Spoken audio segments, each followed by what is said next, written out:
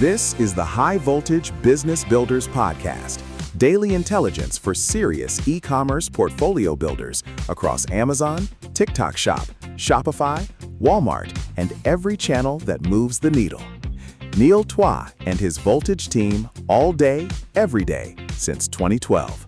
Let's get into it. Here's a number worth sitting with. Amazon has spent over $100 billion building one of the most sophisticated logistics networks on the planet.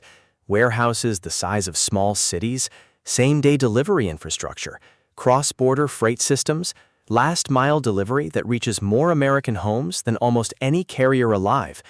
And until recently, that infrastructure was locked inside Amazon's ecosystem, available only if you were selling on Amazon, playing by Amazon's rules, dependent on Amazon's platform for your survival. That just changed.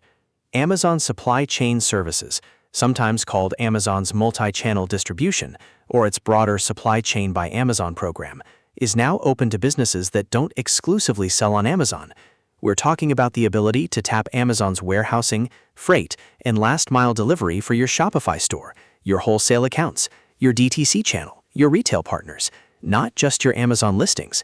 If you're a seller doing $10K a month and you've been cobbling together 3PL solutions that eat into your margins and create fulfillment headaches, this matters to you right now. If you're running a $500,000 a month operation and you've been managing a patchwork of logistics partners across channels, this changes your cost structure conversation entirely. The question isn't whether Amazon opening its logistics network is big news. It is. The question is, who actually benefits? Who gets burned by depending on it too heavily? And what does a smart seller, at any level, do with this information right now? Because Amazon giving you access to its infrastructure is not the same thing as Amazon giving you a competitive advantage. Those are two very different things, and the difference is what this episode is about.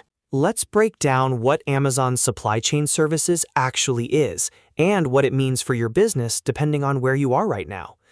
At its core, Amazon is opening up the same logistics backbone that powers FBA to sellers who want to fulfill orders across multiple channels.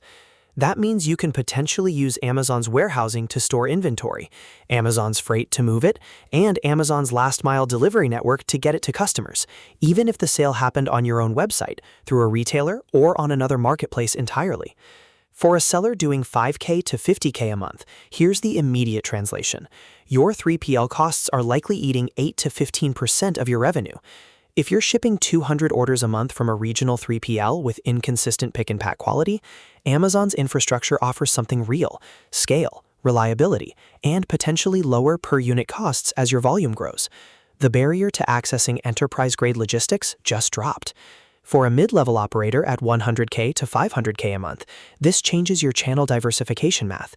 If you've been hesitant to scale your DTC or wholesale channels because your logistics couldn't support the complexity, that friction point just got smaller.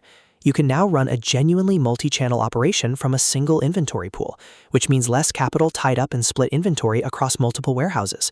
For larger operators, the strategic play is even more nuanced, and we'll get into that in the example segment. But here's the underlying mechanic every seller needs to understand. Amazon is not doing this out of generosity. They're monetizing their infrastructure as a standalone business.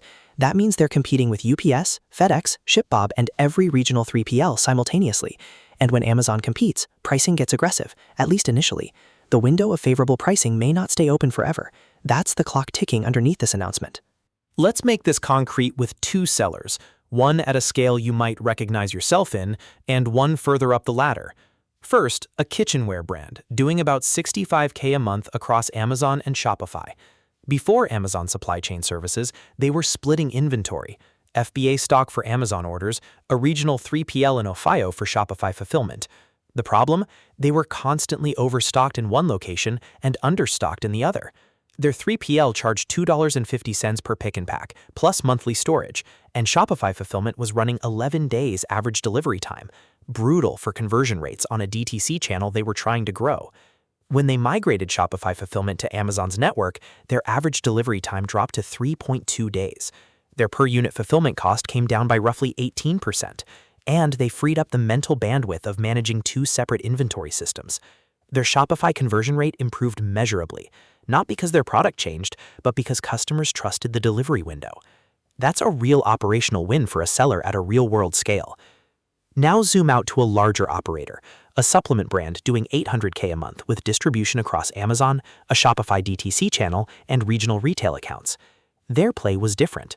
They used Amazon Supply Chain Services not to replace their existing 3PL, but to handle Amazon channel replenishment and peak season overflow, keeping their primary 3PL relationship for retail and wholesale fulfillment where Amazon's terms don't apply.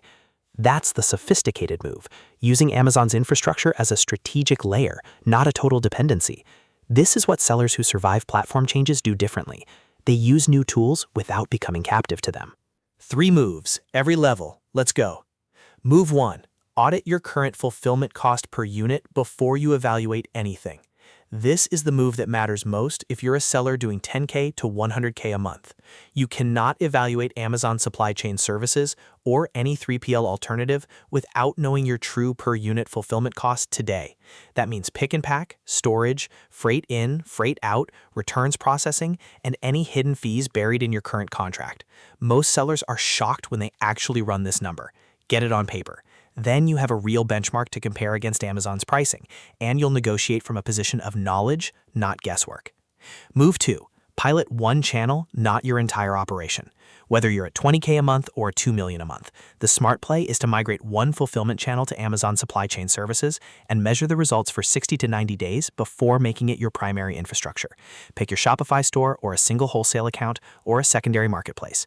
Run the numbers on delivery time, cost per unit, and customer satisfaction. Treat it like a business decision, not a platform commitment.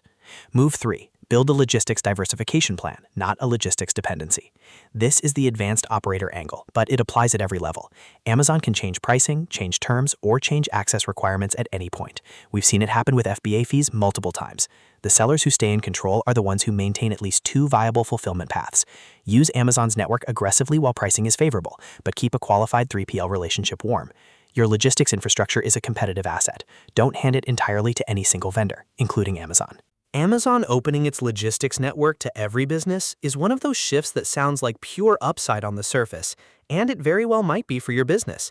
Lower fulfillment costs, faster delivery times, simplified inventory management. Those are real wins that sellers at every level can access right now. But the sellers who will actually capitalize on this and not just get swept along by the hype are the ones who approach it with clear eyes, who know their numbers before they make a move, who pilot before they commit, who build infrastructure they control, not infrastructure they're dependent on. That's the kind of thinking we bring to every episode of this show, and it's the same thinking that Voltage has been applying for 13 years, helping sellers at every stage build businesses that are resilient, profitable, and genuinely theirs. If you're at the stage where you're evaluating moves like this, and you want a team that has seen every version of this business, the FBA fee hikes, the policy shifts, the platform changes that looked like threats and turned into opportunities, Voltage works directly with sellers to build and scale Amazon brands the right way. Operator-led, data-driven, built on a track record that started before most of today's experts ever logged into Seller Central. The link to connect with the Voltage team is in the show notes. No pressure, no pitch, just a real conversation about where your business is and where it could go. If today's episode gave you one clear move to make, that's the mission accomplished. Share it with another seller who needs to hear it. This is the High Voltage Business Builders podcast, curated by Neil Twa and the Voltage team. Build smart, build yours. That's a wrap on today's episode. If something we covered today sparked an idea or made you wonder where you actually fit in the e-commerce landscape, there's a good place to start. Head over to voltagedm.com/discover. Answer a few questions, and we'll point you toward the right path for where you are right now. We'll be back tomorrow with another edge. Until then, stay high voltage.